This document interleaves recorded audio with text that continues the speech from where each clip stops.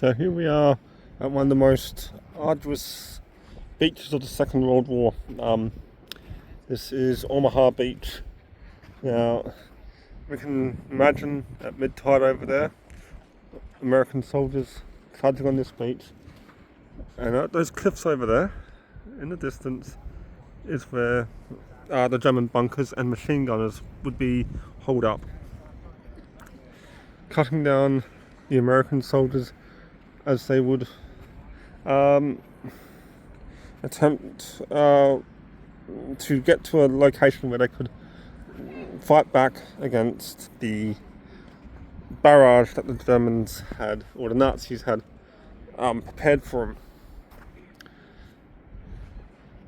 Now,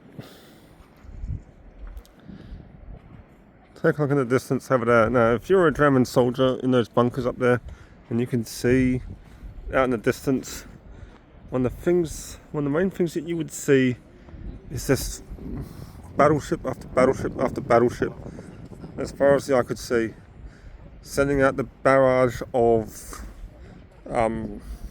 gunfire that would ultimately try and keep these guys pinned down. Now, in the end, the Americans would make their way through the beach and up to the bunkers to liberate the bunkers from the Germans. Out in the distance, you got Pont de Hoc, and on the other side of Pont de Hoc, you also have Utah.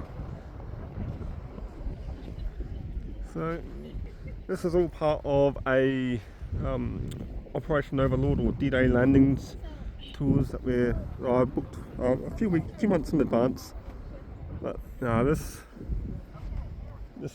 is crazy. It's what this beach once had on that day on June 6th. Quite surreal. It's a beautiful beach with so many people, or so many young men, not making it out after that D-Day landing. Can't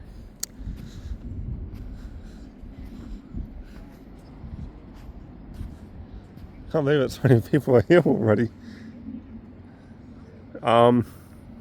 That's because this is a low season in general, so not a lot of people will be around. But no, overall, it's a good place to reflect. Some people don't realise that on D-Day itself, it's not just the Americans, the Canadians, and the British that fought. You also had the Free French.